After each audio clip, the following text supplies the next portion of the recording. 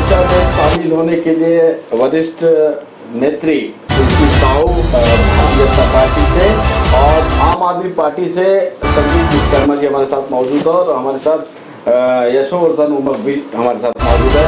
हमारी चर्चा जारी थी और लगातार हम अपने दर्शकों को नतीजों का जो रुझान है वो दिखा रहे हैं और लगातार चमत्कार पे चमत्कार होते जा रहे हैं और जो सत्ताधारी पार्टी है कहीं ना कहीं उसको कमजोर नजर आ रही है। सबसे पहला मेरा आपसे ही चर्चा रहेगी तुलसी मैडम कि लगातार जो आंकड़े आप देख रहे हैं तो ऐसा परिवर्तन क्यों? अमित शाह, नरेंद्र मोदी और पूरी भारतीय जनता पार्टी ने बहुत तगड़ी फील्डिंग लगाई थी, उसके बाद भी अगर आप एनडीए का आंकड़ा देखिए और इंडिया गठबंधन का आंकड़ा देखिए तो दोनों में लगभग समानता दिखती है। अभी रुझान है, अभी नतीजे नहीं आए, क्या कहेंगे?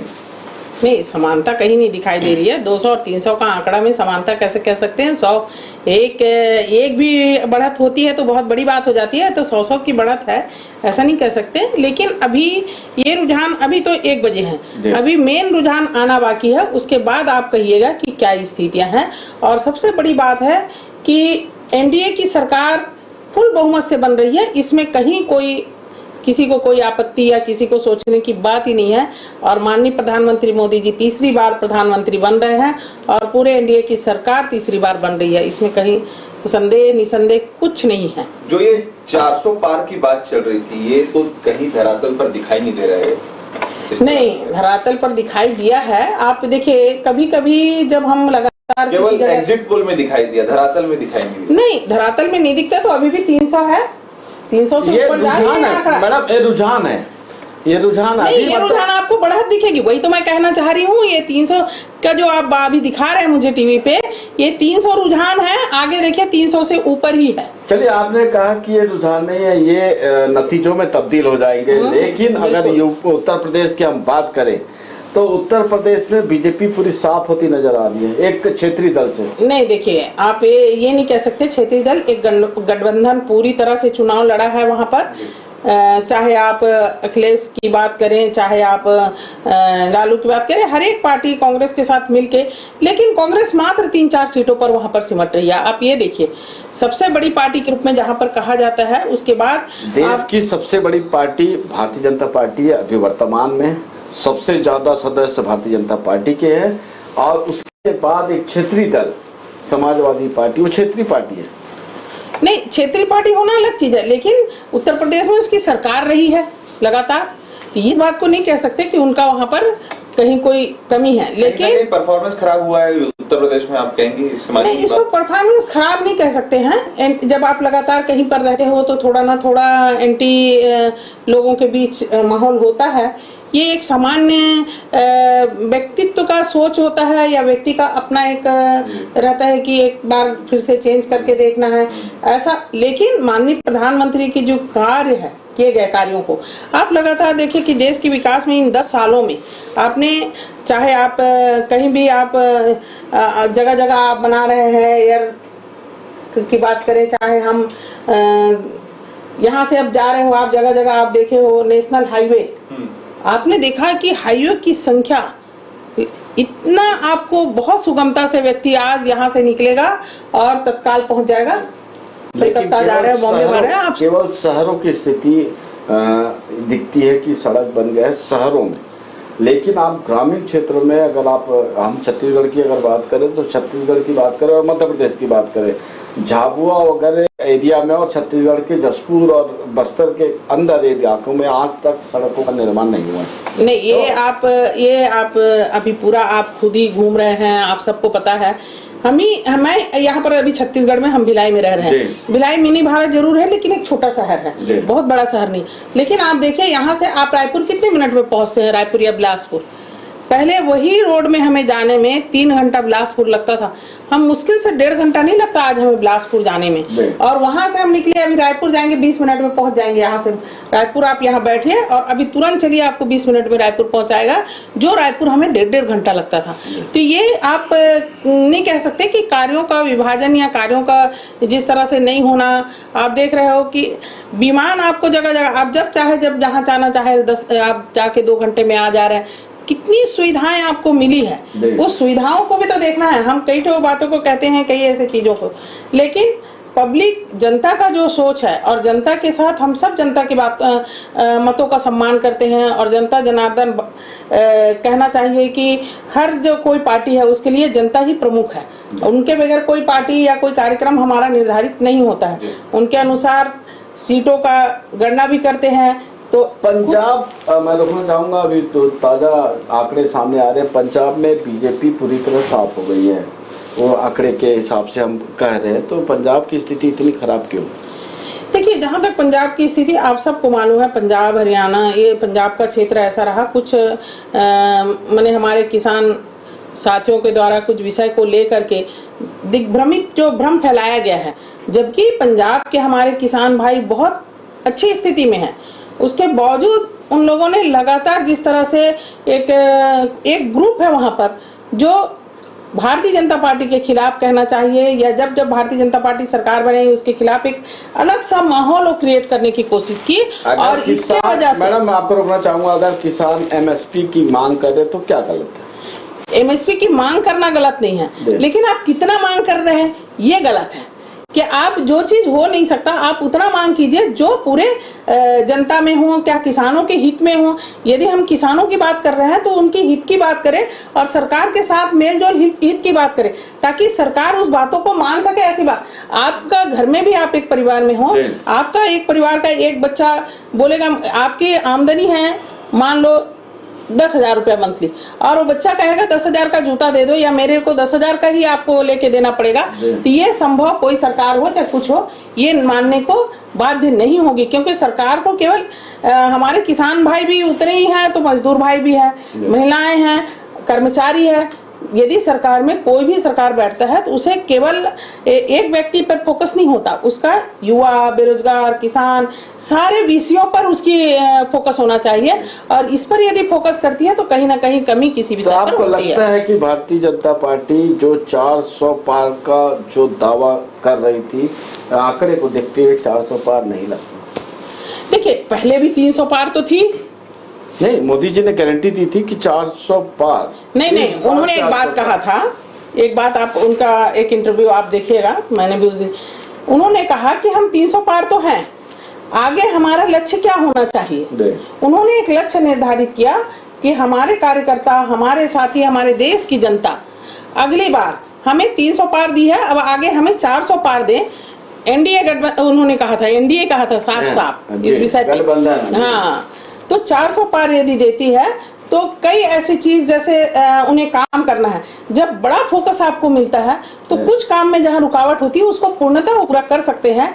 ये विषयों को उन्होंने जनता के समीप रखा था और जनता से उन्होंने ठीक है कहा कि अब आप लोगों ने मुझे 300 पार तो दिया है, आने वाले समय में आप हमें मदद करिए, 400 पार करिए। इन्होंने गलत कहाँ कहा उसने। चलिए, हमारे साथ मौजूद है, चर्चा में शामिल है आम आदमी पार्टी के नेता संजीत विश्वकर्मा जी। संजीत जी, चूंकि दिल्ली में आपकी सरकार है और पंजाब में आप आम आदमी पार्टी की सरकार है, आपकी सरकार है, तो उसके बाद भी जो परफॉर्मेंस है वो पूरी तरह दिख नहीं रहा है, क्या कारण? देखिए, सबसे पहले तो आपके इंडियन न्यूज चैनल को धन्यवाद करूंगा और सभी आपके दर्शकों को भी मैं नमस्कार करूंगा। इस चैनल के माध्यम से आपने जो ये रुझान के बारे में जानकारी लेना चाहा है। दिल्ली और पंजाब में हमारी सरकार है, आपको पता है ये, और दिल्ली में जहां तक कि आप देख रहे हैं कि अभी बीजेपी की बढ़त रुझानों में नजर आ रही है। पंजाब में पूरी तरह से बीजेपी साफ है। आपको बताना चाहते हैं वहां पे कि बीजेपी वहां पे 0 है, सबसे पहली बात तो ये। और उससे भी बड़ा राज्य उत्तर प्रदेश, जहां पे आप देखिए इंडिया गठबंधन का 45 से अधिक सीट का जो रुझान वहां पे पूरे देश के सभी चैनलों में लगभग दिखाया जा रहा है। तो ये कहीं ना कहीं जो खोखले वादे थे मोदी जी के जो गारंटी के जो एक मतलब जुमले को देश ने समझा है। पंजाब के अंदर आज जो दुर्दशा है बीजेपी की, ये कहीं ना कहीं पूरे देश को संदेश देता है कि भैया आपको काम करना पड़ेगा, काम के ऊपर आपको बात करनी पड़ेगी। ये तो लोगों की भैंस खोलने की बात कर रहे थे, कहीं किसी के मंगलसूत्र छीनने की बात कर रहे थे। इस तरह की बातें करना एक देश के प्रधानमंत्री के पद में बैठे हुए व्यक्ति को शोभा नहीं देता। अच्छी बात यह है कि आपने जैसा दिल्ली के बारे में पूछा, तो आज आपको पता होगा कि हमारे आम आदमी पार्टी के राष्ट्रीय संयोजक श्री केजरीवाल जी लोकसभा चुनाव के 2 महीने पहले से ही जेल में। उन्हें 21 दिन की मोहलत मिली थी चुनाव प्रचार के लिए। लोकसभा के ठीक पहले हमारे राष्ट्रीय नेतृत्व को आप जेल में डाल देते हैं, उसके बाद आप कहते हैं कि आपकी दिल्ली में 0 सीट आ रही है। तो निश्चित इसका प्रभाव पड़ता है कि अगर हमारा केंद्रीय नेतृत्व अगर कहीं जेल में हो या फिर कहीं वो प्रताड़ित हो, लगातार ईडी सीबीआई। अच्छा, एनडीए गठबंधन की बात करते हैं, एनडीए गठबंधन में इन्होंने जो कुछ राजनीतिक दल जो एनडीए में शामिल है वो तो है ही, उसके साथ साथ में ईडी से गठबंधन है, सीबीआई से गठबंधन है, आईटी से इनका गठबंधन है। इसको क्यों नहीं बताते? आरएसएस से भी इनका गठबंधन है। ये चीज इन्हें बोलना चाहिए। सिंपल सी बात है, निष्पक्ष चुनाव लड़ना है, जिस तरह मोदी जी का नारा था। जैसा आपने बोला कि चूंकि केजरीवाल जी को 2 महीने पहले जेल में डाल दिया गया, और केजरीवाल जी पहले ऐसे मुख्यमंत्री देश के जिन्होंने इस्तीफा नहीं दिया जेल में रहने के बाद भी। अगर 5 साल आप मानते बढ़िया सरकार चली केजरीवाल की वहां पे दिल्ली में?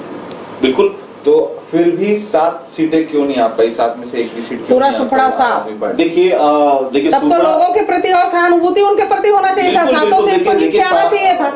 मैंने लोग भ्रष्टाचार को समझ रहे हैं ना, तभी तो 7 सीट भारतीय जनता पार्टी वहां जीत रही है। ये इलेक्टोरल बॉन्ड में माननीय सुप्रीम कोर्ट के निर्देश पर पूरे देश ने देखा कि भ्रष्टाचार किसने किया। जिस झूठे शराब घोटाले का आरोप हमेशा आम आदमी पार्टी के नेतृत्व पे लगाया गया है, वो सीधे इलेक्टोरल बॉन्ड के खुलासे में दिखा कि वो जो शराब घोटाले का पैसा था किसके खाते में भाई झूठे माध्यम से। दीदी बात सुन लीजिए आप, आपने कहा मैंने सुना है, तो झूठा आरोप लगाया हुआ तो सुप्रीम कोर्ट ने तो स्पष्ट कर दिया आपके सामने, वो कागजों में लिखित आ गया कि भाई जो शराब घोटाला हुआ है आप पुलिस बेल तो दे ही नहीं रहे। मोदी जी ने न्यायालय द्वारा तो किसी को बेल नहीं मिल रहा। आप ही बोल लीजिए, कोई दिक्कत नहीं है। मेरा ये कहना है, देखिए शराब घोटाला अगर मानने की बात होती, मैं क्या मानूंगा? देश के प्रधानमंत्री ने पूरे मंच के सामने, देश की मीडिया के सामने स्वीकार किया कि केजरीवाल के खिलाफ कोई सबूत नहीं। आप जब देश के प्रधानमंत्री ने इस बात को स्वीकार कर लिया कि उनके खिलाफ कोई सबूत नहीं है, सबूत तो हम बता रहे हैं ना कि भाई जिसने जो सरकारी गवाह बना हुआ है आज के डेट में, जिसने इलेक्ट्रल बॉन्ड के माध्यम से बीजेपी को चंदा दिया, उसके बाद वो बेल पर बाहर है। आज ये देश के सामने सबसे बड़ा प्रमाण है। आप इस चीज को भी देखिए। और उत्तर प्रदेश में आज जहां पे ये लोग दम भरते थे कि योगी जी की सरकार बहुत ही जबरदस्त तरीके से काम कर रही है, डबल इंजन की सरकार। जी बिल्कुल, गठबंधन की डबल इंजन की सरकार बोल लीजिए। तो डबल इंजन की सरकार सिर्फ उत्तर प्रदेश में ही नहीं, आप जहां पे हेमंत विश्व शर्मा जी मुख्यमंत्री हैं आसाम के, वो वहां पे भी आपने देखा, वहां पे महिलाओं को निर्वस्त्र कर कर घुमाया गया, उसके ऊपर एक बार जुबान नहीं खुली। यहाँ पे हमारे देश के प्रधानमंत्री, उन्हें शर्म आनी चाहिए। मैं तो कहूंगा कि आज देश में महिलाओं के साथ, उनकी सुरक्षा के साथ जो स्थिति बनी हुई है, इन सारी चीजों को देखते हुए आज जो ये 400 पार का आंकड़ा ये एनडीए गठबंधन जो कहता, आप तो एनडीए गठबंधन की बात करने लगे। अभी कुछ दिन पहले तो ये हल्ला कर रहे थे कि बीजेपी 400 पार कर रही है ना। अभी यहाँ पे 400 पार तो गठबंधन के साथ भी नहीं हो रहा। बीजेपी आज बहुमत पे नहीं है। इसका अगला परिणाम यह भी हो सकता है कि जो एनडीए गठबंधन में जो पार्टियां शामिल है, कहीं ऐसा ना हो कि शपथ ग्रहण के पहले तक ये बोले कि वो एनडीए गठबंधन की जो पार्टियां हैं वो इंडिया गठबंधन का सपोर्ट करते हैं और बीजेपी पूरी तरह से साफ हो जाए और उन्हें विपक्ष में बैठना पड़े। तुलसी मैडम, चूंकि अभी हमारे चैनल में ब्रेकिंग फायर हुआ था, उसमें कहा जो पलटू राम है बिहार के, नीतीश कुमार और आंध्र प्रदेश के क्या नाम, नायडू, ये दोनों चर्चा में शामिल होने जा रहे हैं। इंडिया का नायडू और नीतीश कुमार। ये तो जब बात कहीं आएगी तब ना, अभी ऐसा कहीं कुछ नहीं है।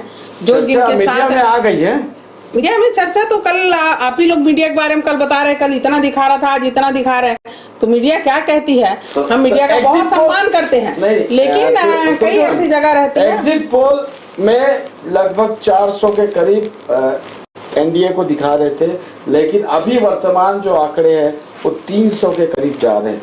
अभी ये रुझान है ना कि वो भी अनुमानित था, पहले भी अनुमानित था। और लेकिन आप ही के नेता, आप ही के पदाधिकारी भारतीय जनता पार्टी के, उन्होंने खुशी जाहिर की थी कि अब इस बार देखिए, जब आप ये इस बात को माने या ना माने, आप इस बात को जरूर मानेंगे कि जो हमारे पत्रकार साथी दिखा रहे थे लगातार, इसे हम तो नहीं दिखा रहे थे, हमारे पत्रकार साथियों के द्वारा दिखा रहा था। तो जब अच्छा कुछ दिखता है तो स्वाभाविक है खुशी होना है। और अभी भी हम सब खुश है क्योंकि सरकार पूर्ण बहुमत से बन रही है एनडीए की।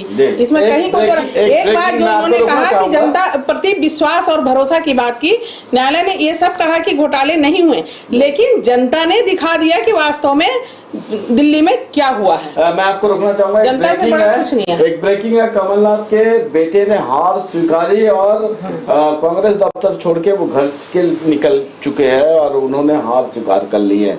तो कमलनाथ जी जो छिंदवाड़ा से कभी हारे नहीं है, उनकी हार के पीछे क्या मानते हैं आप? देखिए, अब ये कांग्रेस की जिस तरह से अब रणनीति कहें चाहे नीति कहें, उनकी क्या है, पूरे आप देखिए 29 से 29 सीट। इसका ये मतलब है कि भारतीय जनता पार्टी के ऊपर पूरा मध्य प्रदेश ने भरोसा जताया है।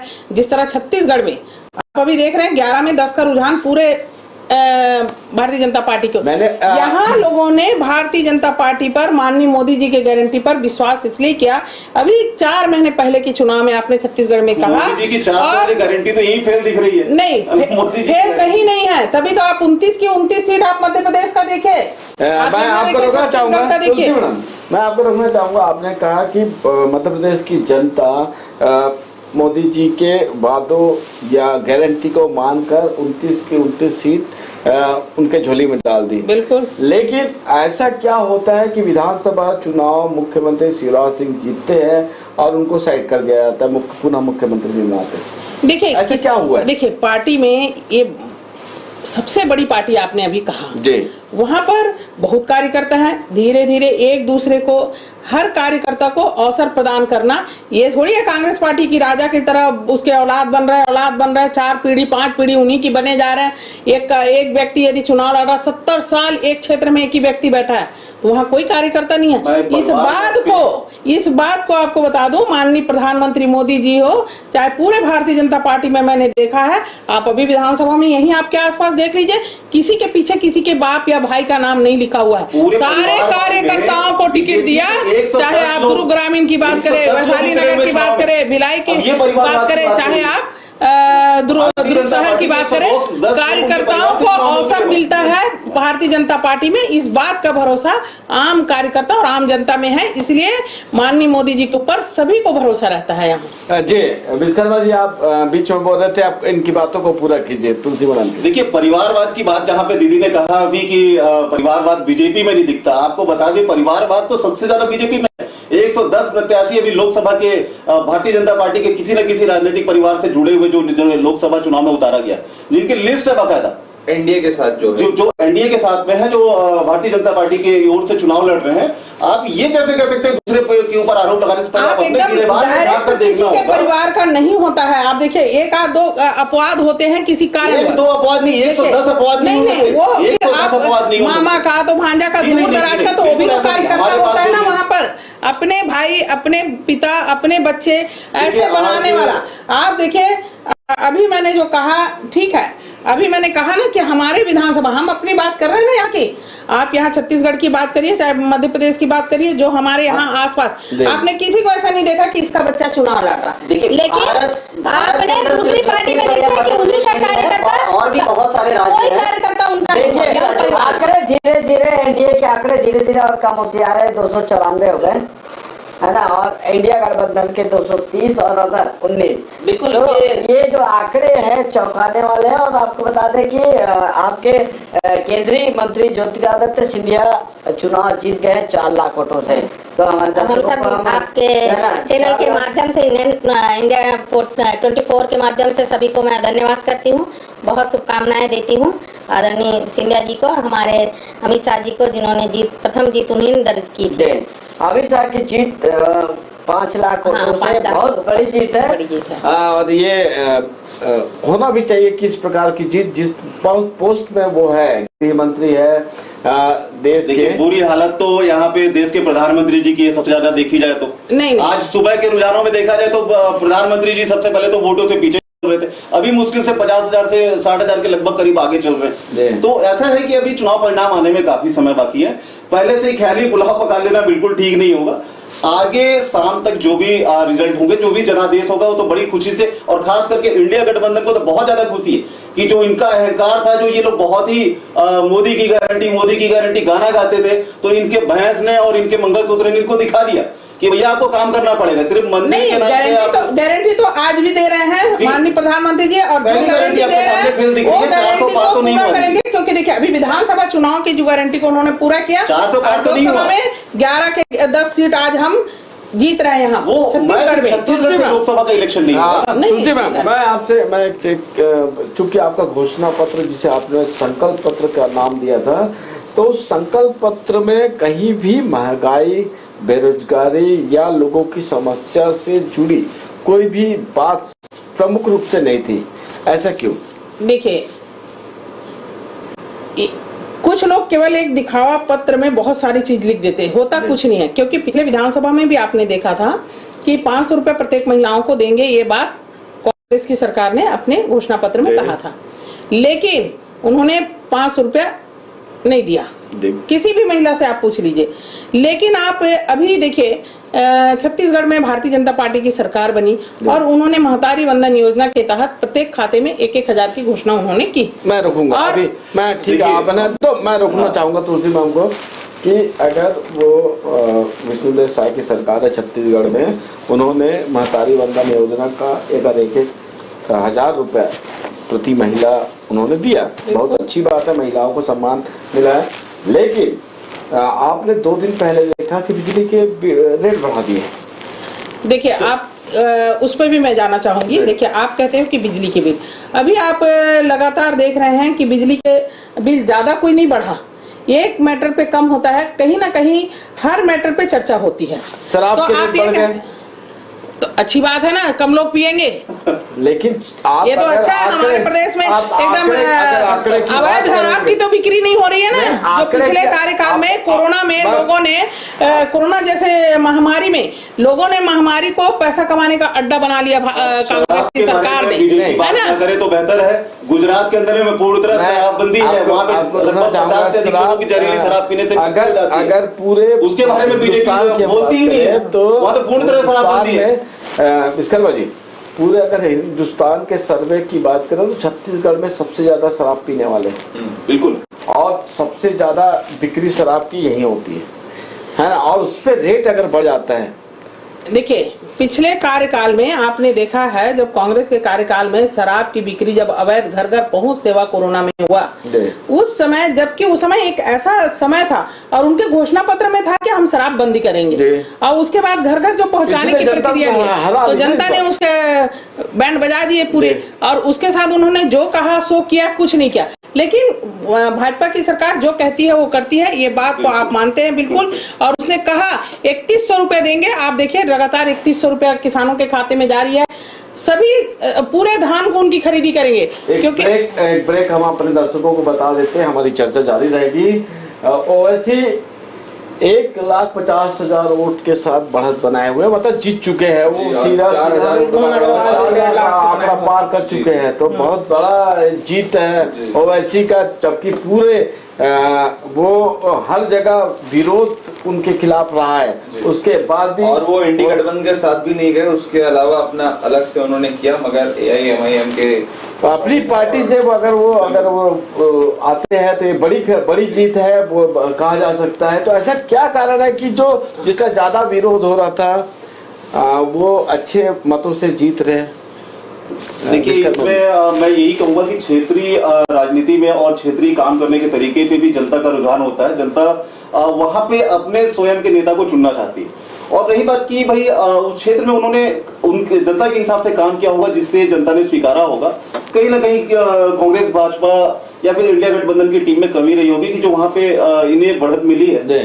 तो इसमें कोई आश्चर्यजनक नतीजा नहीं है। आज जिस तरह से दीदी अभी बोल रही थी थोड़ी देर पहले कि मोदी जी की गारंटी, जो गारंटी देते हैं पूरा करते हैं, तो मैं आपको एक छोटा सा उदाहरण बोलूंगा। हर साल 2 करोड़ नौकरियां देने की बात करी थी, कहाँ है नौकरियां? यहाँ पे तो लोग बेरोजगार घूम रहे हैं, पढ़े लिखे लोग नौकरियों के लिए लगातार भटक रहे हैं। 5 करोड़ बेरोजगार रहेंगे तो 2 करोड़ को नौकरी मिलेगी, तो 2 करोड़ तो दिखेंगे आपको। लेकिन ऐसा थोड़ी है कि गारंटी दिया था, नहीं गारंटी है, आपने जैसे बोला कि बीजेपी जो गारंटी देती है वो पूरा करती है। जॉब के मामले में प्रत्येक करने से अच्छा केंद्र है कि सरकार आप में ईमानदारी कितनी से काम वैकेंसी करें। निकली है, आप उठा के देख लीजिए कितनी वैकेंसी निकली, कितनी नौकरी नहीं, लगी वो है। हमने देखा, अब- उसी आंकड़ों को बता रहे अब हैं ये हम। बताइए उसी आंकड़ों कि को बता मेरे रहे हैं। बच्चे, यदि कोई बच्चा डिप्लोमाधारी है और वो इंजीनियरिंग के हिसाब से वो जॉब चाहेगा तो वो तो स्वाभाविक है कि नहीं मिल पाएगा। उन्होंने जो कहा 2 करोड़ नौकरी, तो 2 करोड़ नौकरी वो निकाल रहे हैं, आप भरिए ना उसमें, पकौड़ा जाइए तलने की आप। नौकरी तो नहीं होती ना, पकौड़ा तोड़ने का पकौड़ा आप तो नौकरी बता कांग्रेस रहे ने हैं। तलवाया है। नहीं, पकौड़ा तो तलवा रहे, सबसे नहीं, बोल रहे नहीं, हैं भैया आप अगर पकौड़ा पकौड़े कांग्रेस तलते हैं ने तो तलवाया नौकरी है। नहीं, ये भारतीय बिल्कुल जनता पार्टी मैं ने देखिए, तलवाया। मैं ये कहूंगा पूरे देश के सामने आज ये प्रूफ हुआ है। ये सिर्फ 400 पार वाली जो बातें थी ये सिर्फ नहीं, मोदी जी की गारंटी झूठी होती है, ये पूरे देश ने देखा। आज मोदी जी की गारंटी मोदी पूरी जी- होती है, जी ये बिल्कुल, देश मैं ने बता देखा देता है। हूं। इसीलिए सेकंड टाइम होने के बाद देखिए एंटी इनकम्बेंसी भी होती है, 10 साल के सरकार के बाद उन्हें 300 यदि का आंकड़ा पार छू रहे हैं या पार कर रहे हैं, तो बिल्कुल तो नहीं, मैं ये कहती एनडीए का हूँ आंकड़ा है। ये वो बहुत एनडीए बड़ी का बात है। एनडीए का हाँ, आंकड़ा एनडीए है। क्या आंकड़ा, मैं भी कह रही कर रही हूँ, है। मैं भी कह रही हूँ कि एनडीए यदि 300 का आंकड़ा पार करती है 10 साल की राजनीति के बाद, यहाँ तो 5 साल में कांग्रेस की सरकार सफा चट 35 में आ गई 71 से, देखिए, तो ये जो- तो कम से कम 10 साल की गारंटी के बाद आपको 300 का आंकड़ा पार आपको करना है। आज बहुत बड़ी बात है। एक छोटी सी बात मैं कहना चाहूंगा सर। मैं 2 मिनट, हमारे साथ सीधा अरुण साहब कुछ कह रहे हैं, हम सीधा दर्शकों को सुनाते क्या कह रहे हैं वो। देखिए, जिस प्रकार से अभी लगता है कि पहले चरण की ही मतगणना हुई है और पहले चरण के मतगणना का जो रुझान है वो रुझान से ही ये स्पष्ट है कि नरेंद्र मोदी जी तीसरी बार देश के प्रधानमंत्री बनने जा रहे हैं। ये पहले रुझान से ही स्पष्ट है। निश्चित रूप से ये विकसित भारत के निर्माण के लिए जनादेश है। ये नरेंद्र मोदी जी के जो संकल्प है उस संकल्प को पूरा करने के लिए ये जनादेश मिलने वाला है। प्रारंभिक रुझान है, पहले राउंड की ही गणना हुई होगी और प्रारंभिक रुझान से यह स्पष्ट है कि नरेंद्र मोदी जी तीसरी बार देश के प्रधानमंत्री बनने जा रहे हैं। कई सीटों पे आप लोग पीछे हैं। देखिए, मैंने जैसे कहा आपको कि पहले राउंड की गिनती हुई है, अभी 18-19 राउंड की और गिनती होनी है।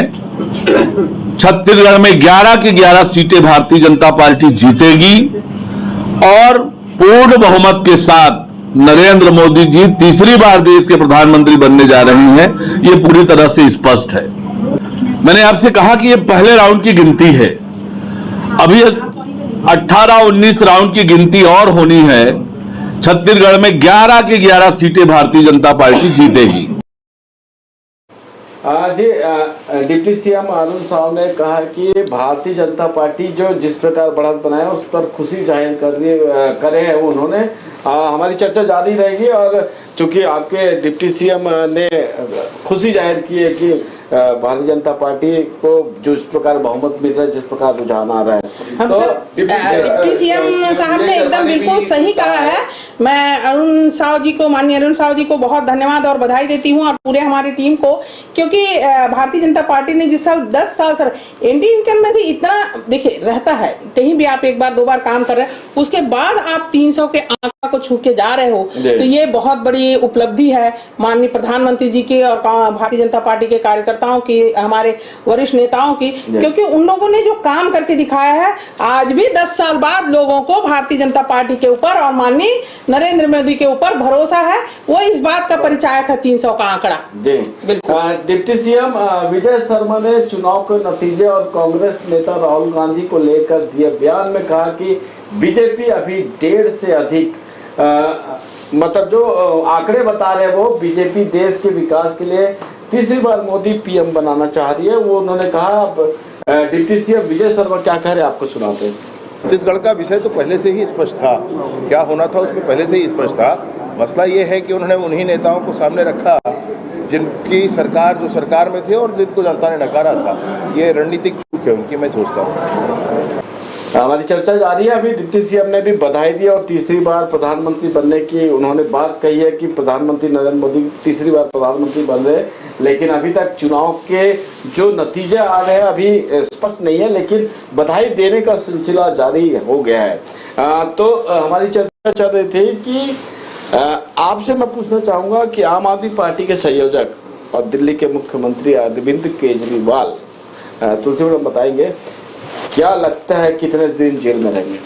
देखिए, ये तो न्यायालय का मैटर है। पहले तो मैं आदरणीय हमारे डिप्टी सीएम विजय शर्मा जी को भी बहुत बधाई दूंगी, जिन्होंने हम सबको, पूरे देश को उन्होंने बधाई दी, और हम सब भी सभी को बधाई देते हैं, क्योंकि ये ऐसा अवसर भी है कि तीसरी बार प्रधानमंत्री पंडित नेहरू जी के बाद आज पहली बार है कि देश में तीसरी बार एक व्यक्ति, मतलब एक पार्टी अपनी सरकार तीसरी बार बनाने जा रही है। ये वाकई देश की जनता को मोदी जी के गारंटी पर भरोसा है, ये, और मोदी जी को तीसरी बार प्रधानमंत्री जनता बनाना चाहती है। ये 300 का आंकड़ा पूर्ण बहुमत के साथ ये सबको स्वीकार्य है, ये बात तो मैं कहना चाहूंगी। और जहां तक आपने अभी सवाल किया केजरीवाल जी का, तो माननीय केजरीवाल जी जेल में है, तो जेल का जो प्रोसीडिंग होता है माननीय न्यायालय क्या करेगी, कब तक रखेगी, क्या करेगी, ये प्रश्न केवल न्यायालय का है, और इसमें हम सब कोई टिप्पणी नहीं कर सकते, क्योंकि हम सब माननीय न्यायालय का सम्मान करते प्रधानमंत्री हैं। जी ने कहा कि सबूत नहीं मिले हैं, तो उस पर क्या कहेंगे? किस विषय पे? कि केजरीवाल जी को अरेस्टिंग हुआ है शराब के मामले को लेकर, तो उस पर कोई सबूत नहीं मिले, ये किसने कहा? प्रधानमंत्री जी का बयान आया है। कब कहा? टीवी चैनलों में स्पष्ट रूप से कि अभी। आप ये बताइए, जी, जो न्यायालय इसमें कर रही है उस पर ना मैं कुछ कह सकती हूँ ना आप कुछ कह सकते, इसलिए ये विषय हमारे उसमें नहीं है अभी। जी, देखिए, आपके सबसे पहली बात तो मैं कहूंगा, देश के प्रधानमंत्री जी, जो कहा जाए कि भारतीय जनता पार्टी के अभी एक चेहरा है जिनके आधार पे बीजेपी ना बोल के मोदी मोदी चुनाव लड़ा जाता है। अब उन्होंने बयान दिया है जिसके ऊपर दीदी कुछ नहीं कहना चाहती, बात कोई गलत नहीं है। जेल के बारे में जैसा कि आप पूछ रहे थे, तो आम आदमी पार्टी चूंकि आंदोलन से निकली हुई पार्टी, आप सभी लोग जानते हैं, सिर्फ 10 साल के अंदर में पूरे देश में ही नहीं पूरे विश्व में हमने अपने काम के दम पर अपनी पहचान बनाई है। विदेशों से लोग हमारे शिक्षा नीति, हमारे स्वास्थ्य नीति को देखने पहुंचे हैं, लोग उन्होंने देखा है, सराहा है। केजरीवाल जी अगर जेल में रहते, केजरीवाल जी ने स्वयं भी कहा है कि अगर मुझे इसके बाद जीवन भर भी जेल में रहना पड़े, देश की सुरक्षा के लिए मुझे जेल में, देश को बचाने के लिए जेल में रहना पड़े, तो मुझे फर्क नहीं पड़ता। रही बात की कानून व्यवस्था पर, जैसा दीदी ने कहा, मैं जानता हूं व्यक्तिगत रूप से कि दीदी अधिवक्ता भी है, इसलिए इनका जवाब काफी सुलझा हुआ था। तो जिस तरह माननीय न्यायालय के ऊपर भरोसा जताया, बिल्कुल हमें भी भरोसा है कि सुप्रीम कोर्ट सही दिशा में न्याय करेगी। और जिस तरह से मोदी जी ने तो स्वीकार कर लिया कि उनके खिलाफ किसी प्रकार का कोई सबूत नहीं, तो निश्चित ही हम सुप्रीम कोर्ट के सामने भी जल्द से जल्द पहुंचे। आम आदमी पार्टी राष्ट्रीय पार्टी बन चुकी है और 2 राज्यों में सरकार भी है, लेकिन जो प्रदर्शन है, और प्रदर्शन को देखने से नहीं लगता कि आम आदमी पार्टी पूरी तरह पूरे हिंदुस्तान में। और दिल्ली की जनता को ज्यादा फर्क नहीं पड़ा केजरीवाल जी के जेल जाने से, क्या लगता है ऐसा हुआ है? देखिए, लगातार पिछले 1.5-2 सालों से लगातार बीजेपी ने सीधे सीधे टारगेट किया है आम आदमी पार्टी को। अगर कहीं बीजेपी एक आज डरती है किसी पार्टी से, तो वो एक आम आदमी पार्टी है। लगातार आम आदमी पार्टी के नेताओं को तोड़ने का, उन्हें भ्रमित करने का प्रयास किया जाता रहा। उसके बाद भी आज दिल्ली की सरकार बनी हुई है, उसी के तहत आज बीजेपी ने प्रयास किया कि केजरीवाल को जेल भेज दो और वो वहां की दिल्ली की सरकार गिरा दो। आज केजरीवाल जी ने पहले ऐसे मुख्यमंत्री हैं जिन्होंने जेल के अंदर से सरकार को चलाकर दिखाया, लगातार अभी भी मुख्यमंत्री बने हुए हैं। आज आप आपको देखना यह है कि देश में तो इस्तीफा दे दिए होते हेमंत सोरेन जी। देखिए, आपकी यही तो बीजेपी की यही तो मंशा है, बीजेपी यही तो चाहती है कि केजरीवाल जी इस्तीफा दें और पार्टी फिर बिल्कुल नहीं, उनके यहाँ और कार्यकर्ता है, कोई भी मुख्यमंत्री। आज देखिए, आप जैसा आप लोग बोलते हैं बीजेपी में बीजेपी ने सरकार झारखंड में नहीं बनाई है, बीजेपी में जैसा आप लोग एक आदमी लेकर दौड़ रहे हैं, भ्रम फैलाने की यदि बात करेंगे ना, तो भ्रम फैलाने का काम तो इंडी गवर्नमेंट ने काफी किया। कैसे? देश बेच देंगे, पूरे प्लांट बेच देंगे, पूरे आपके संविधान बदल देंगे। तो मैं आपसे एक बात कहना चाहूंगी कि आप बेच देंगे, संविधान बदल देंगे। संविधान बदला नहीं जाता है, समय के साथ संशोधन किया जाता है। पहले आप देखिए, आपके बच्चों को आप सरकारी स्कूल में हम सब आज भी पढ़ा, वही हाथ छोड़ा, उसके बाद आप देखिए उन बच्चों को आज की परिस्थितियों के अनुसार सरकार ने स्कूलों को भी बहुत टेक्नोलॉजी से लैस किया है। तो लेकिन क्या संविधान समय के साथ जो मांग है, समय की मांग, आईपीसी धाराएं में परिवर्तन की हम बात करते हैं, तो बात को सोचिए कि संविधान नहीं बदला जाता, संविधान में संशोधन होता है। और स्क्रीन पर परिणाम दिख रहा है कि आपने संविधान बदलने की 10 साल में कुछ नहीं बिका, 15 साल में कुछ नहीं बिका, कहाँ बिका? 230 के नीचे है कि आपने संविधान की बात तोड़ने की थी और आपको जनता ने आदेश दिया। के पूरे लोग हैं, वो पूरे गठबंधन ने इस तरह से काम काफी किया, भ्रम फैलाया। तो उसके बाद भी दिल्ली की पढ़ी लिखी जनता ही भारतीय जनता पार्टी को चुना, नहीं तो बोलते केजरीवाल को जेल भेज दिए तो अभी हटाओ इसको, निपटाओ पूरा, आप पार्टी को आ जाना चाहिए था दिल्ली में। पार्टी चूंकि बड़ी जबकि आपने कहा कर रही थी वहाँ पे, आम आदमी पार्टी ने प्रचार से ज्यादा अपने केजरीवाल जी के बचाव, एक इंसुलिन देने के लिए तो आंदोलन करना पड़ा हमें। आंदोलन से निकली हुई पार्टी के घर बीमार व्यक्ति को आप इंसुलिन नहीं देते हो, आप जेल में। बताइए तिहाड़ जेल किसके अंतर्गत आती है? दिल्ली सरकार के अंतर्गत आती है। आप ये बात क्यों नहीं मानते हो कि आंदोलन से निकला हुआ व्यक्ति भ्रष्टाचार कर रहा है? इससे बड़ी बात तो हम कभी सोच नहीं सकते। देखिए, रिपोर्ट सुप्रीम कोर्ट तो नहीं देगा, डॉक्टर्स रिपोर्ट दे रहे हैं कि भाई उनकी सेहत कैसी है कैसी नहीं है। डॉक्टर्स की रिपोर्ट के बावजूद आप उन्हें इंसुलिन नहीं दे रहे हो, इनका मतलब आपकी साजिश है कि उन्हें भी जान से मार दिया जाए जेल के अंदर। ऐसा नहीं सबसे पहली बात आपको मैं बोलना चाहूंगा, तेलंगाना की हम बात करें, तेलंगाना में 8-8 तो तेलंगाना में जो साउथ में जो कमजोर थी बीजेपी मजबूत होते जा रही, लेकिन हिंदी भाषी प्रदेशों में पिछड़ते जा रही है। इसके पीछे रीजन क्या मानते हैं? देखिए, मैंने कहा ना, जहां पर सरकार होता है थोड़ा सा लोगों में सोच बदलती है। मैं आपको फिर बताना चाहूंगा कि इसके पहले विधानसभा चुनाव हुआ, योगी आदित्यनाथ बहुमत के साथ सरकार में आए, लेकिन लोकसभा चुनाव में ऐसा क्या हुआ? मैंने कहा ना, कुछ भ्रम जो फैलाने का काम किया किसने? इंडी गठबंधन ने। सभी को पता है, भेज देंगे, ये भेज देंगे, वो भेज देंगे, संविधान बदल देंगे, जबकि मैं कह लेकिन ये तो गलत बात है। कोई ऐसा बात नहीं था, दिग्भ्रमित होता है जनता। जहाँ पर कहीं कहीं आपको देखने को मिलता है कि बार बार किसी बात को कह रहे हैं तो लोगों में एक सोच है, तो सही में ऐसा होगा। मैडम एक ब्रेकिंग है, लोकसभा चुनाव 2024 की मतगणना पर गोरखपुर लोकसभा सीट से जो बीजेपी के प्रत्याशी है रवि किशन, उन्होंने मतदाताओं को धन्यवाद किया और पीएम मोदी और योगी आदित्यनाथ के कार्यकाल में हमारे द्वारा उन्होंने ये बोला कि जो भी जनता ने उनको आशीर्वाद दिया उसके लिए उनका तहे दिल से शुक्रिया था। आइए देखते क्या कहा उन्होंने। 2 मिनट सबसे पहले आगे लगा। सांसद जी, आप बढ़त बनाए हुए हैं, क्या कुछ कहना चाहिए? सब महादेव की कृपा है, देवतुल जनता को धन्यवाद है। मोदी योगी जी के इस कार्यकाल में हमारे द्वारा जो सेवा हुई जनता की, जनता उसका प्रसाद दे रही है, विश्वास जता रही है। सब लोगन के पूरे गोरखपुर की देवतुल जनता के दिल से धन्यवाद। अभी तो अभी और आगे बढ़त और बढ़ी। 2000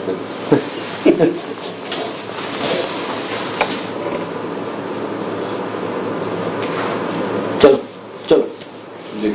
हाँ जी, चूंकि जैसा कि अभी हमने रवि किशन को देखा जो गोरखपुर की लोकसभा सीट से जो जीत चुके हैं, इस सीट पर पहले योगी आदित्यनाथ लड़ा करते थे और एक गोरखपुर बीजेपी की सीट कही जाती है। और क्या कहेंगे इसके लिए आप, चूंकि बीजेपी ने वहां से जीता? मैं रवि किशन जी को पहले बहुत बधाई व शुभकामनाएं देती हूं, क्योंकि हम सबकी मुलाकात उनकी अभी विधानसभा चुनाव में वैशाली नगर और भिलाई के दुर्ग ग्रामीण में उन्होंने कैंपेनिंग के लिए आए हुए थे, तब हम सबकी मुलाकात हुई थी। बहुत अच्छा चुनाव जीते और वहाँ की जनता ने पूरे वो सीट भारतीय जनता पार्टी के साथ साथ, देखिए योगी जी वहाँ जीतते रहे, अभी रवि किशन जी, तो लगातार जीतने के बाद वहाँ पर जनता भरोसा कर रही है। इसका मतलब लोग भारतीय जनता पार्टी पर भरोसा करती है, ये एकदम सत्य है जी। अब हम बात करेंगे कंगना रनौत की जो मंडी हिमाचल प्रदेश से लड़ी है, और आइए जानते हैं उन्होंने क्या कहा। खैर, वो तो अब इस तरह की जो है वो ओछी बातें करने का उनको खामियाजा भी भुगतना ही पड़ेगा। किसी महिला के बारे में इस तरह की ओछी बातें करना, तो वो तो आज साफ हो रहा है। जिस तरह से हमें लीड मिली है, भारतीय जनता पार्टी को जो लीड मिली है मंडी क्षेत्र से, तो बेटियों का ये अपमान जो है वो बहुत अच्छे तरीके से लिया नहीं है मंडी की जनता ने। और जहां तक मेरे मुंबई जाने का सवाल है, खैर मेरी तो ये जन्मभूमि है और मैं यहाँ लोगों की सेवा में तत्पर रहूंगी। और जिस तरह से मोदी जी का सपना है सबका साथ सबका विकास है, उसमें मैंने हमेशा से कहा उनकी सेना बनकर काम करूंगी। तो आई एम नॉट गोइंग एनीवेयर, और हो सकता है किसी और को अपने बस्ते अब पैक करके है वो कहीं जाना पड़े, लेकिन I am not going anywhere. जी, आपने कंगना रनावत को सुना और उन्होंने भी जीत की खुशी जाहिर की है और हमारी चर्चा जारी है। हम केजरीवाल पे थे, केजरीवाल जी को आप कैसा देखते, कैसा नेता देखते? देखिए, अभी कंगना जी को भी बहुत बहुत बधाई, चूंकि उन्होंने चुना अभी इलेक्शन जीत के एक मतलब अच्छा परिणाम नहीं है के रूप से लगभग, हाँ जीत के लगभग करीब क्या जीत ही चुकी है, तभी तो आप लोग अभी दिखा रहे हैं क्या। जी जी जी, तो उसको मैं सबसे पहले बधाई व धन्यवाद दूंगी। और एक बात कहना चाहूंगी, जब वो चुनाव में शुरुआती दौर पर उन्हें टिकट मिली थी तो कांग्रेस के प्रवक्ता ने बहुत बड़ी बड़ी बातें उनके बारे में कही थी। सुप्रिया जी से आज मैं कहना चाहूंगी कि जनता जनार्दन से बड़ा जनता देवतुल्य है और देवतुल्य जनता से कोई बड़ा नहीं होता सुप्रिया जी। और आपने जिस तरह से कंगना रनावत को माखौल बनाने का जो प्रयास किया था, आज जनता ने उसका जवाब दिया है। आपको भी बहुत शुभकामनाएं। तो मेरा सवाल था, केजरीवाल को आप कैसे नेता मानते? देखिए, आंदोलन से पैदा हुआ नेता, अभी हमारे भाई ने इस बात को यहाँ पर कहा, आंदोलन से पैदा हुआ नेता भ्रष्टाचार में जेल चला जाता है। ये अब इससे आगे कुछ कहने को रह नहीं जाता उनके लिए। भ्रष्टाचार का आरोप लगाया दीदी, सिर्फ आरोप लगाया, प्रमाणित नहीं हुआ। आप अधिवक्ता हैं। देखिए ठीक है, आरोप लगा, मैं मानती हूँ इस विषय और आपके प्रधानमंत्री ने स्वयं स्वीकार किया है कि उनके पास कोई सबूत नहीं। लेकिन कोर्ट उन्हें बेल तो अभी नहीं दी, जब तक बेल नहीं देती, क्योंकि सारे दस्तावेज तो उनके पास गए हैं, उनको बेल दे देना चाहिए। जब कुछ नहीं रहता है तो समझिए, जिस तरह से वो अपनी बीमार की बात कर रहे हैं, अस्वस्थ है, तो बेल तो ऑलरेडी उसे मिल जाए। महिलाओं का भरोसा उठा है केजरीवाल से दिल्ली की जनता का। बिल्कुल दिल्ली की जनता का भरोसा केजरीवाल के ऊपर उठा होगा, क्योंकि वो रह रहे हैं जहां पर उठा है, तभी भारतीय जनता पार्टी पर भरोसा जाहिर करके उन्होंने 7 सीटों पर पूरी भारतीय जनता पार्टी राज्यसभा सांसद के साथ मालीवाल के साथ जो अभद्रता की गई, जिसको मेडिकल रिपोर्ट भी उनकी आई और सारा कुछ हुआ। ये तो महिलाओं का सम्मान करना जानते ही नहीं है। अंदर क्या जो देखिए, जहां तक महिलाओं के सम्मान की बात है और स्वाति मालीवाल की बात जो कि आपने छेड़ा है, तो ये मामला चूंकि न्यायालय का है और स्वाति माल जी का और वहां के जो विभा कुमार उनका व्यक्तिगत मामला है कि उन्होंने क्या किया। नहीं, मामला व्यक्तिगत है, एक मिनट में बात आप पूरी सुन ले। रही बात की आपने जैसे महिलाओं के सम्मान की बात की, पूरे देश ने देखा है कि निर्वस्त्र कर महिलाओं को पूरी सड़कों पर घुमाया गया।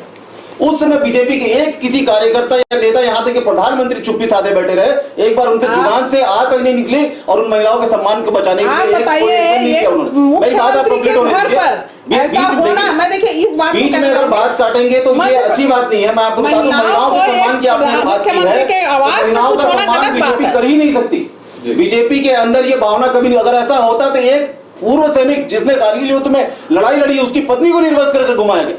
ये बड़े ही शर्म की बात है पूरे देश के लिए। आज ये बहुत ही ये जो परिणाम आज स्क्रीन पर आप देख रहे हैं, बीजेपी आज 230 से अधिक का आंकड़ा नहीं पार कर रही है। इसका मतलब इसका परिणाम यही कि पूरे देश ने देखा 230 का 200-300 का, वो तो इंडिया एनडीए गठबंधन है, एनडीए गठबंधन। बीजेपी की बात कर रहा हूँ, जहाँ पे बीजेपी 400 का एक नारा लगा के बैठी हुई थी, आज पूरे देश ने देखा, उनको जवाब दिया। तो आप साफ हो, बिल्कुल दिल्ली में साफ है, लेकिन आप अपने उत्तर प्रदेश का देखिए, आप पंजाब का देखिए, हरियाणा में देखिए आप अपनी स्थिति। मेरा ये कहना है, बिहार में 34 सीट लेके कांग्रेस वहां पर अभी आगे है। रुझान जो आ रहे हैं हमारे ब्रेकिंग में कि 34 सीट कांग्रेस के पास है। तो ऐसा क्या हुआ बिहार में कि भारतीय जनता पार्टी देखिए दमदारी से चुनाव करे है? कई रोड शो और सभाएं हुई है प्रधानमंत्री जी की, और मैंने एक बार उसी बात को दोहराना चाहूंगी कि इन लोगों ने जिस तरह से क्षेत्रीयवाद के साथ साथ कई विषयों पर जो गुमराह करने का, भ्रम फैलाने का जो काम किया है, वो थोड़ी सी कहीं ना कहीं जनता में जिस प्रकार मोदी जी की गारंटी और जो वादे उन्होंने किए थे, उसके बाद भी जो आंकड़े, जो राज्यवार आंकड़े आ रहे हैं, जैसा महाराष्ट्र में आप देख लीजिए 19 पे सिमट चुकी है कांग्रेस, तो 29 है। तो ये जो आंकड़े जो कांग्रेस 29 नहीं है, उनकी पूरी टीम की है वो बीजेपी को, तो बीजेपी लेकिन वहाँ पर बड़ी है ना, लेकिन बीजेपी को सिंगल लार्जेस्ट है, अलग आंकड़े आ रहे हैं राज्यवार, बीजेपी भी सिंगल लार्जेस्ट है वहाँ पर। राज्यवार जो आंकड़े आ रहे हैं वो कहीं ना कहीं बीजेपी के जो जिस प्रकार बीजेपी ने माहौल बनाया था, हर आप हमारे टीवी स्क्रीन पे देख सकते हैं, पूरे हर आंकड़ों में किसी राज्य में बीजेपी को बढ़ाता है। लेकिन अगर हम उत्तराखंड में भी देखिए अच्छे पूरे देखा जाए तो लगभग समान है दोनों आंकड़े। तो बीजेपी, चूंकि कांग्रेस तो आपके पार्टी के द्वारा कहा जाता है कि कांग्रेस का सुपड़ा साफ हो गया देश से, तो तेलंगाना देखिए, तेलंगाना में भी इतनी सीटें, साउथ में जहां कांग्रेस भारतीय जनता पार्टी पे भरोसा बढ़ा है, हिंदी प्रदेश में भी उनकी अभी भी ज्यादा है। दोनों की देखिए चर्चा होती है तो आपको देखिए एक भाई मध्य प्रदेश में थोड़ा साफ हो रहा है कांग्रेस का, तो कहीं वो भी तो हिंदी भाषी क्षेत्र है। नहीं देखिए, मुझे इंडिया गठबंधन की बात कर रहा हूँ, मुझे कांग्रेस से सिर्फ कांग्रेस की बात नहीं कर रहे हैं। आज पूरे देश में देखा जाए तो आज जिस अहंकार में बीजेपी इस बार चुनाव लड़ रही थी, कि हम, जैसा दीदी बार बार बोल रहे हैं कि जनता को भ्रमित किया गया, जनता क्या मूर्ख है क्या? जनता मूर्ख तो नहीं है ना भाई। जनता को ऐसा तो नहीं कि कोई भी कुछ भी परोस दे तो उनके सामने वो भ्रमित हो जाए और वो कोई बात न रख तो फिर दिल्ली में तो भाई केजरीवाल ने बड़ी बड़ी बातें की थी, बिल्कुल आ जाना चाहिए था। बिल्कुल, आप हमारे नेता को आप जेल में डाल देते, उसके बाद आप बोलते आप पहले हाथ पैर बांध के उनको तालाब में फेंक दीजिए, बोलिए आप तैर कर रेस जीते। ऐसा नहीं होता है चुनाव। आपने जेल में डालने के बाद भी जनता ने किसको चुनी ये तो देखिए, आप कहते हैं बिल्कुल, मैं क्या कह रहा हूं, जैसा किया है वैसा भरा है। आप उसके बारे में कैसे ऐसा आरोप लगा सकते हैं? वक्त हो चला है छोटे से ब्रेक का। आप बने रहे इंडियन न्यूज के साथ। आपको पल पल की खबरें इंडियन न्यूज के माध्यम से जो मतगणना के रुझान है आपको दिखा रहे हैं। अभी वक्त हो चला है छोटे से ब्रेक का। हमारे साथ दोनों जो हमारे अतिथि है, गेस्ट है, वो हमारे साथ मौजूद है। चर्चा जारी रहेगी। बता दें, लगातार जो आंकड़े हैं हमारे दर्शकों को दिखा रहे हैं, मंडी से कंगना रनावत जीत चुकी है, अमित शाह जीत चुके हैं। उत्तर प्रदेश से एक बड़ी खबर है, चंद्रशेखर आजाद रावण जो 65,000 वोटों से नगीना लोकसभा सीट से आगे है, अभी जीते नहीं है मगर आगे है। ये बड़ी बात है। आजाद समाज पार्टी लगातार वो जन मुद्दों को लेकर चर्चा में रहे हैं, चाहे वो बीजेपी के अगेंस्ट में रहे, कांग्रेस के अगेंस्ट, मगर एक अपनी पार्टी से पहली सीट वो जीत कर आएंगे तो एक बड़ी बात हो जाएगी। अगर अभी फिलहाल 65,000 वोटों से आगे। तुलसी मैडम, जिस प्रकार एनडीए के जो आंकड़े 300, इसमें बीजेपी के कितने होने चाहिए? बीजेपी के 250 से ऊपर। 250 से ऊपर। और देखिए, अभी आप थोड़ी देर पहले कहें, देखिए मैंने कहा ना 300 के आंकड़े अभी थोड़ी देर में पार हो जाएगी। इसके बाद आप बढ़त देखिएगा जी भारतीय जनता पार्टी का। विश्वकर्मा जी, आप बताएंगे जिस प्रकार एनडीए के आंकड़े हैं तो उसमें बीजेपी को कितनी सीटें है और जो गठबंधन है उनको कितनी? आपका क्या अनुमान है? देखिए, ये एक रुझान है। अभी रुझानों को हम जीत की सीट न मान लें इसे, क्योंकि अभी जैसा कि हम सिर्फ बीजेपी का देखें तो अभी बीजेपी ने अभी तक 230 का आंकड़ा स्वयं अकेले पार नहीं किया है। एनडीए का रुझान में 300 दिखा रहा है। ये फाइनल नहीं है। फाइनल अपन लगभग 5 बजे के आसपास हम जानेंगे कि हाँ 5 बजे के आसपास तक क्या रुझान होते हैं और क्या रिजल्ट है। उसके बाद हमें अनुमान लगेगा कि किसकी सरकार बन रही है, कौन सत्ता में बैठ रहा है, नहीं बैठ रहा। एक छोटी सी बात मैंने जो आपको पहले बताया था कि बीजेपी अगर 250 भी होती है या फिर अगर 230, जैसा दीदी ने बोला कि 250 का आंकड़ा पार कर, तो एक मैं ये बात कहना चाहूंगा आपसे कि हो सकता है कि वो 20 सीटें अपनी ओर खींचने के चक्कर में भी कहीं उनके लिए उल्टा ना पड़ जाए। इस बार ये संभावना बहुत ज्यादा दिख रही है, क्योंकि एक नीतीश कुमार है जिन्होंने हमेशा ही इधर उधर पलटी मारने का खेल खेला है हमेशा। उसी प्रकार से और भी बहुत से ऐसे लोग हैं कि जी बिल्कुल, ऐसे बहुत से लोग हैं जो लोग कभी भी अचानक से एनडीए को छोड़कर इंडिया का समर्थन कर सकते हैं और उनकी लगातार चर्चा भी चल रही है इंडिया गठबंधन से। इस बार बहुत सारे अप्रत्याशित परिणाम आने के चांसेस हैं। रही बात की देश की जनता का जो आदेश होगा वो तो सभी को मानना होगा। देश की जनता का आदेश तो कोई नहीं ठुकरा सकता। उन्होंने वोट देकर जिसे सरकार चलाने का मौका दिया उसे चलाना पड़ेगा। लेकिन इस बार जो एक अहंकारी रूप से भारतीय जनता पार्टी शासन करती थी उसे ये करने का मौका नहीं मिलेगा और उन्हें जनता के हिसाब से चलना होगा। अब रही बात की देश में जो लगातार बेरोजगारी, आपको शिक्षा, स्वास्थ्य, ये सारे मुद्दे बनते रहे, इन मुद्दों को देखते हुए जनता ने वोट किया। देश में महिलाओं की सुरक्षा को देखते हुए वोट किया है। तो इस परिणाम को हम स्वीकार करते हैं, बिल्कुल स्वीकार करते हैं। लेकिन ये परिणाम नहीं है, अभी रुझान है। 5 बजे के बाद आंकड़े लगभग क्लियर होना चालू होंगे, तो 5 बजे के बाद फिर बात करते हैं। और 400 तो बहुत दूर की बात है। ये मुझे नहीं लगता कि 230 भी व्यक्तिगत रूप से बीजेपी और एनडीए के साथ में एक बहुमत बन जाए, ये बड़ी बात होगी। 270-75 का आंकड़ा जो भी पार्टी लाएगा वो बहुमत में रहेगा उसके पास। तो अगर एनडीए के अगर कुछ जिस प्रकार चर्चा चल रही है कि नीतीश कुमार छोड़ के जा सकते हैं, वो चर्चा करने के लिए पहुंच चुके हैं, ये भी जानकारी आ रही है, तो वो उसमें कितनी सच्चाई हम नहीं कर सकते। अभी हमारे पास जो खबर आ रही है उसके आधार पर हम बता रहे हैं कि नीतीश कुमार मिलने जा सकते हैं। तो अगर मिलने जा सकते हैं तो कुछ भी उलटफेर हो सकता है। ऐसी स्थिति में भारतीय जनता पार्टी क्या विकल्प? देखिए, देवतुल्य जनता का जनादेश तो हम सबको स्वीकार्य रहता है और स्वीकार होना है। उनके बगैर तो सरकार बनाना तो जनता को सरकार है। और जहां तक अभी आप एकदम अभी लगातार देखिए आंकड़े में, जिस तरह से आप लोग अभी हमें कह रहे थे थोड़ी देर आधा घंटा पहले, लेकिन 300 का आंकड़ा पार जा रहा। अकेली भारतीय जनता पार्टी, आपको बोल रही हूँ, खुद की इतनी बहुमत अभी आ जाएगी, थोड़ी देर में आपको दिखने लग जाएगा कि सरकार भारतीय जनता पार्टी का बनेगा। इसमें कहीं कोई संदेह है ही नहीं। आपके लिए खुशखबरी है कि छत्तीसगढ़ की सभी सीटों में भारतीय जनता पार्टी आगे चल हो गई है। तो यह भी रुझान है कि जैसे जैसे ईवीएम खुल रही है तो आगे पीछे का दौर कभी लेकिन खुशी, कभी लगातार गम। हम 10 बजे से ये टीवी में रुझान हमने भी देखा, 10 1 का आंकड़ा शुरू से दिखा रहा है, बीच में तो 11 दिखा रहा था, लेकिन 10 1 का आंकड़ा मैंने शुरू से देखा, उसमें कोई फेरबदल अभी तक तो नहीं। ठीक है, आपने कहा टीवी में देखा। हाँ। जो आकलन या सारे टीवी चैनल और हमारा इंडियन न्यूज भी लगातार प्रसारण कर रहा है, ऐसी कौन सी सीट है जो हार सकती है बीजेपी? देखिए, ये अभी कहना इसलिए मुश्किल है क्योंकि अभी आंकड़े में, क्योंकि बहुत लंबे मार्जिन कहीं पर आपको देखने को अभी नहीं मिल रहा। कहीं के दुर्ग सीट केवल हमें 70-80 हजार से ऊपर दिखा रहा, रायपुर की सीट हमें 1 लाख के लगभग के दिखा रहा है। ऐसे आपको बिलासपुर की सीट भी हमें ज्यादा आंकड़े से आगे हो रहा है। तो ऐसे कई सीट है जहां पर है, और कई सीटों में अभी 10,000 21,000 ऐसे आंकड़े हैं। यदि 2-4 विधानसभा यदि बचा होगा तो फिर उसमें हम एक बेग नहीं कह सकते कि कितनी सीट या कौन सी सीट पर ये आ सकती है।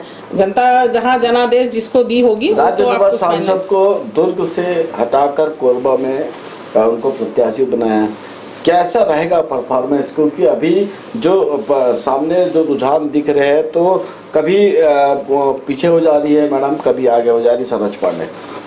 देखिए, ये तो चुनाव का रुझान वैसे ही रहता है। कभी कोई एक जैसे मैं यहाँ रह रही हूँ तो मेरे बूथ के आसपास के बूथ में मैं जीत के ज्यादा वोट से जीत गई, किसी बूथ में कम हो गया। तो ये अलग अलग क्षेत्र से जब निकलता है पेटी, अपने अपने ईवीएम की मशीन लाते हैं, तो अलग अलग क्षेत्र से एक बेग कहीं ज्यादा की बढ़त होती है, कहीं कम की बढ़त होती है। तो कुल मिला के जब तक फाइनल बहुत कम का रुझान यदि आसपास टकरा रहा रुझान, तो वो रुझान अंतिम दौर तक चलता है। एक क्वेश्चन आपसे करूंगा, उसके बाद विश्वकर्मा जी से क्वेश्चन करेंगे, उसके बाद हम कार्यक्रम को समाप्त करेंगे। हमेशा चुनाव के बाद ईवीएम पे क्वेश्चन मार्क लगते हैं, क्या इस बार भी लगेगी? देखिए, ईवीएम पे जो लोग क्वेश्चन मार्क लगाते हैं, माननीय न्यायालय के ऊपर क्वेश्चन मार्क लगाते हैं, ईडी आईटी सब में क्वेश्चन मार्क लगाते हैं, वही लोग इस विषय का जवाब दे सकते हैं।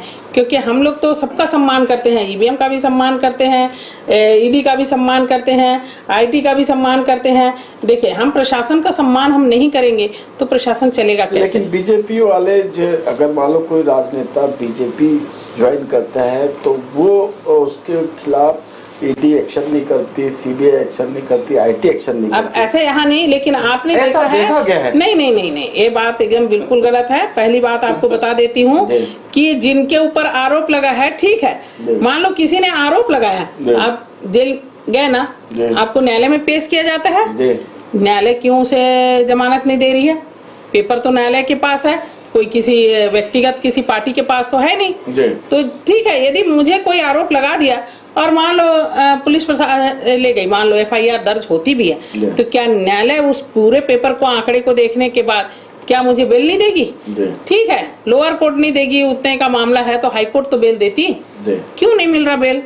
प्रश्न इसी में है। विश्वकर्मा जी, आपसे भी यही सवाल है कि आप जिस प्रकार में तुलसी मैडम ने बताया, ईवीएम पे सवाल उन्हीं लोग उठाते हैं जो असंतुष्ट रहते हैं, है ना? आपका क्या कहना है? देखिए, जैसा कि हर बार चुनाव के बाद ईवीएम पर आरोप लगा करता था, इस बार चुनाव के पहले ही देश के ऐसे कई राज्यों में जहां पे 100% से अधिक मतदान हुए हैं, इसकी शिकायत सुप्रीम कोर्ट के पास गई है। 1 करोड़ से अधिक मतदाताओं के वोट में हेरफेर का मामला सुप्रीम कोर्ट पहले ही जा चुका है। और रही बात ईवीएम की विश्वसनीयता पर, जो विकसित देश है उन्होंने भी ईवीएम का बहिष्कार किया, उन्होंने वहां पे भी बैलेट पेपर से इलेक्शन होते हैं। और सवाल रहेगा जी, आप जवाब दें। और जिस तरह से इस बार देश में जो नतीजे आएंगे, चाहे जो भी आएंगे, तो स्वीकार्य है, वो तो जनता का आदेश है। अभी आप सामने ही देख लें, अभी जैसे 300 आंकड़े पे बड़ी खुशी जाहिर हो रही थी, अभी कम हो रहे हैं, बढ़ते रहेंगे। अभी ईवीएम पे सवाल करो, और ईवीएम पे आप सवाल जो कर रहे हैं, ईवीएम पे जवाब दे रहा हूँ दीदी। ईवीएम इस बार चुनाव के बाद नहीं, चुनाव के पहले से ही आरोप लगे हुए हैं। वही तो मैं ये बात कहना चाह रही हूँ, ईवीएम पे सवाल करते हैं, अब ईवीएम पे सवाल करो। मैं बोल तो रहा हूँ, सवाल हो रही थी, इस बार इतनी शक्ति रखी गई, इतनी हिदायत मतलब एहतियात बरते गए, इसके बाद ये नतीजे दिख रहे हैं। नहीं तो फिर सेम वही परिणाम होता जो हर बार हुआ था। आज ईवीएम को लेकर काफी जागरूक रहे लोग, अन्य दलों के लोग उसके पीछे पड़े रहे, उसके बाद जाकर ये नतीजे नजर आ रहे हैं। नहीं तो फिर 400 पार का आंकड़ा जो गारंटी दे रहे थे ना, वो इसी तरीके से गारंटी दे रहे थे कि 400 पार ये इसी तरीके से करेंगे, ईवीएम के सारे पार करेंगे। आज ये परिणाम इस बात का है, जो शुरुआती दौर में आपकी बात तो सुना मैंने ना, आप मेरी भी जवाब सुन लीजिए। ये परिणाम जो ये नतीजे नजर आ रहे हैं स्क्रीन पर, ये इसी बात का नतीजा है कि लोग जागरूक रहे, कार्यकर्ता जागरूक रहे और ईवीएम को लेकर लगातार सचेत रहे।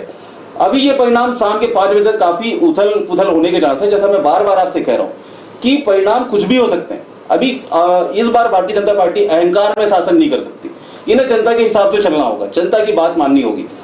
पूर्णतः जनादेश इसे नहीं कहा जाएगा। इस बार भारतीय जनता पार्टी को काम करने के लिए हो सकता है कि मौका मिल जाए, लेकिन हो सकता है उसमें भी अभी भी संभावनाएं पूरी तरह से बीजेपी के पक्ष में नजर नहीं आ रही। इंडिया गठबंधन जो है बहुत ही अच्छी पोजीशन में अभी भी है, 228-30 के लगभग रुझान में नजर आ रहे हैं।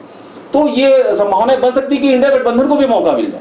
तो इसमें कहीं हम पीछे नहीं जा सकते। और ये जो रुझान है, हम कहीं ना कहीं जो ईवीएम मशीन से जो वोट के नतीजे निकलते हैं, जो परिणाम निकलते हैं, लगभग हम 4-5 बूथ पीछे हम ये रुझान देख रहे होते हैं। वहां पे काउंटिंग अगर 15 बूथ की हो गई होगी तो यहाँ पे हम 12 या 13 या 10 बूथ की जानकारी देख रहे होंगे। तो अभी बहुत सारे परिणाम आने अभी सवेरे एक काउंटिंग के पहले तक ईवीएम पर आरोप लगा रहे थे, पहले से लगाए हुए आपको मशीन बदल गई है ही नहीं, वीवीपैट बदल गया। तो मैंने एक हमारे साथी को कहा, भाई आप जब वो बटन दबाते हो ईवीएम में तो आपको जो वीवीपैट से जो पर्ची निकलती है तो क्या पंजा दबाते हो और कमल का निकल रहा था क्या? देखिए आपने नहीं देखा क्या? मैंने कहा ये बताना चाहता हूँ कि मैंने वही बात कहा कि वीवीपैट से क्या कमल का निशान निकला, जो इस तरह से आप लोग बात कर रहे हो। बात सुनिए, रात में मैंने इस बात का जवाब दिया है। ईवीएम मशीन पे हम झाड़ू का बटन दबाएंगे तो झाड़ू निकल रहा है, ये बात तो हमने सामने देख लिया। लेकिन वीवीपैट की पर्ची का मिलान क्या इलेक्शन के बाद हर जगह होता है?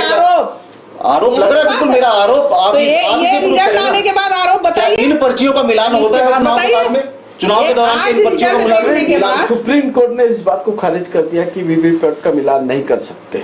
बिल्कुल है ना। तो इस बात को सुप्रीम कोर्ट ने भी माना कि भाई बहुत बड़ी मतलब चुनाव में ये ताकत लगेगी इसको क्लियर करने में। वीवीपैट की पर्चियों का मिलान नहीं हो रहा है, यानी कि ईवीएम पे शंका अभी भी उसी तरह से बनी हुई है। तो यही बात नहीं होता, आप बटन दबाओगे उधर निकलता है, तो आप ही अपने उंगली से बटन दबाए हो ना उस पर, और वही निकलता है वीवीपैट में। तो इसको कैसे आप खारिज कर सकते हो? खारिज करने के पीछे का तर्क मैंने आपको दिया ना कि वीवीपैट में जो पर्चियां गिर रही हैं, जो पर्चियां गिर रही हैं और जो ईवीएम मशीन से वोट की काउंटिंग हो रही है, उसका मिलान क्या हर जगह पे किया जाता है? कहीं नहीं किया जाता। अरे वही तो मैं कहना चाह रही हूँ जी, आप लोग ये बात को सुनो ना भाई। आपने बटन दबाया पंजाब तो समझिए आप, और आपको क्या कमल का चीट निकला था क्या, जो आप लोग? मैं वही बात बोल रहा हूँ, फिर से रिपीट करूंगा कि पर्चियों का मिलान नहीं किया जाता हर जगह। पुनः शर्मा जी से एक सवाल करना चाहूंगा कि आम आदमी पार्टी के संयोजक दिल्ली के मुख्यमंत्री अरविंद केजरीवाल जी ने कसम खाई थी कि कांग्रेस के साथ नहीं जाएंगे।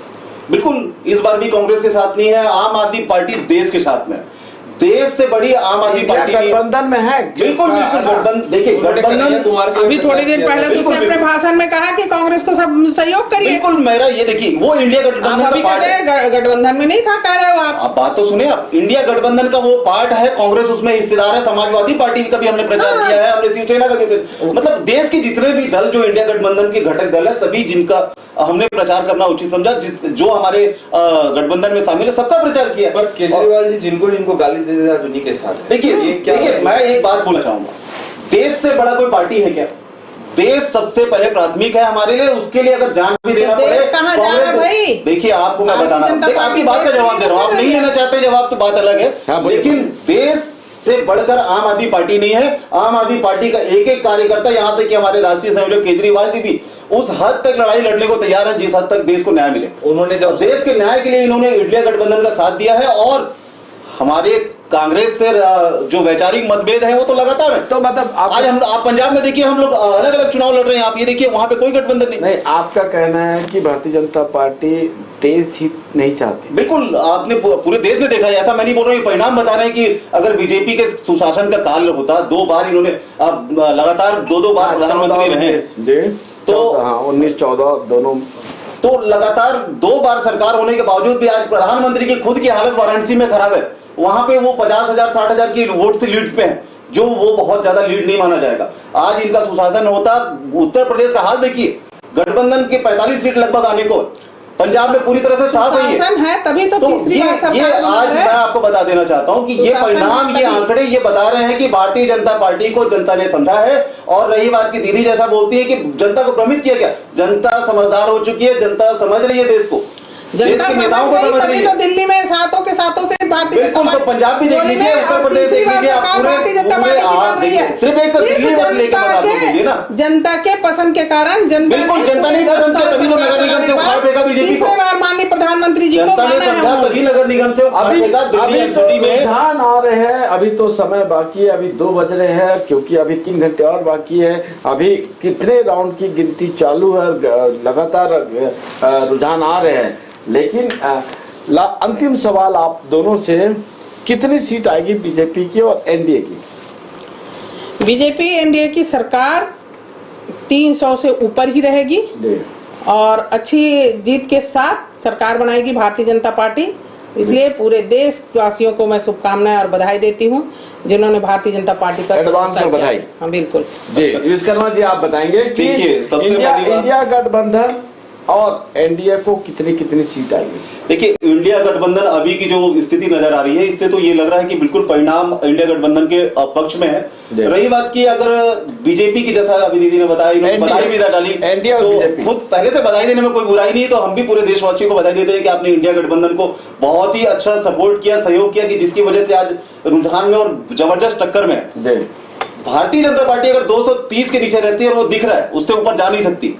बीजेपी अपने स्वयं के बीजेपी के एक वोट पे, अपने सांसदों के बल पे, वो 230 का आंकड़ा इनके लिए बहुत ज्यादा घातक है। संभावना 101% पक्की है।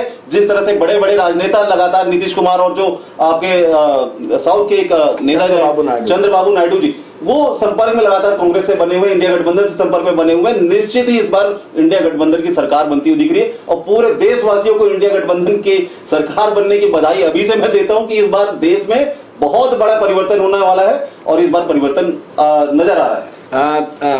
तुलसी साहू जी और संजीव विश्वकर्मा जी, आपने समय दिया, इस चर्चा में भाग लिया, उसके लिए बहुत बहुत धन्यवाद। हम हमारे जो रुझान है जनता के सामने हमारे टीवी स्क्रीन के माध्यम से लगातार पहुंचा रहे हैं और इस कार्यक्रम को यही समाप्त करते हैं।